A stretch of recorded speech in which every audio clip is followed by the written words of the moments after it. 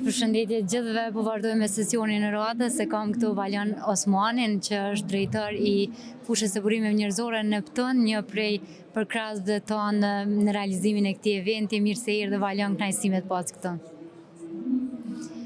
Kemi rrugtu bashkë në këtë Summit Power të i gjarë dhe sot po i shohim rezultatet dhe po i shijojmë bashkë. Si ka qenë për juve ky rrugtimi edhe si po ndiheni sot?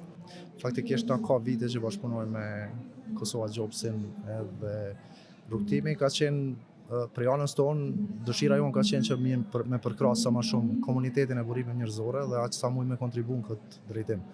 Kështu që rrugtimi ka qenë jo shumë i gjatë, po shumë i mirë. Kështu që kisha me thonë. Tema që vendosëm na sot me diskutu është qysh na ndihmon Departamenti i Burimeve Njerëzore me qenë se cili më e mira e vetës sonë, me rri verzionin më të mirë të vetës. Cila është strategjia që ju si Neptun e implementoni për me arrit këtë rezultat? Po s'pari mendojmë që njerëz duhet vendosen në vendin e duhur, në punën e duhur që ata dëshirojnë me punu. Pastaj është pjesa e zhvillimit prej anës tonë, cilën ne gjatë gjithë kohës investojmë në njerëz, investojmë në trajnime, investojmë në zhvillimin e njerëzve, se në fund ditës ata njerëz janë për me arrit aty ku kompania ka strategji dhe dëshirë për me arrit. Pa njerëz suksesshëm dhe pa njerëz në punën e duhur, është e pamundshme me arrit një gjë e tillë. Shpesh Valjan diskutojmë për individualitetin e secilit punonjës, secili kemi veçantitë dhe mënyrën e ndryshme të punës, funksionimit, po në anën tjetër janë edhe disa rregulla të përgjithshme të kompanisë. Sa është e vështirë me gjetë mesin mes këtij individualiteti dhe kulturës së përgjithshme të kompanisë? Po duhet përshtatshmëri e dyanshme, edhe punonjësve, po edhe ata që udhëhesin me punonjës. Kështu që duhet të gjejmë një rrugë të mesme ku të dy palët janë të kënaqura.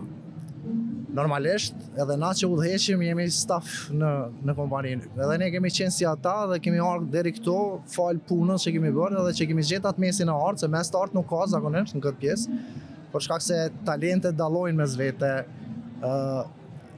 Ideja është që mos me pas vetëm fokus te individ, se çdo kompani funksionon si ekip, kështu që individ e bojnë ekipin, sa më shumë individ të suksesshëm, aq më i mirë është ekipi në fund.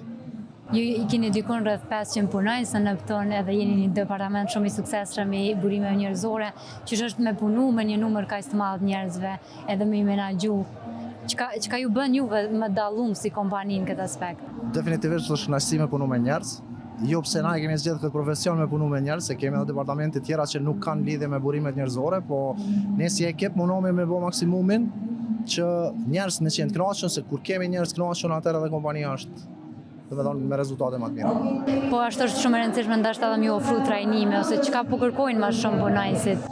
Normalisht përveç trajnimeve teknike që na bëjnë brendshme, të cilat janë specifike për punën që kanë me bë, ne angazhojmë edhe trajnerë ndryshëm ndërkombëtar, cilë po bijnë shumë ide të reja, të mira. Tash jemi në atë fazën e tranzicionit ku njerëz po duhet mu transformu në farë forme. Edhe më përshtat. Patjetër që duhet mu përshtat me trendet e reja të punës.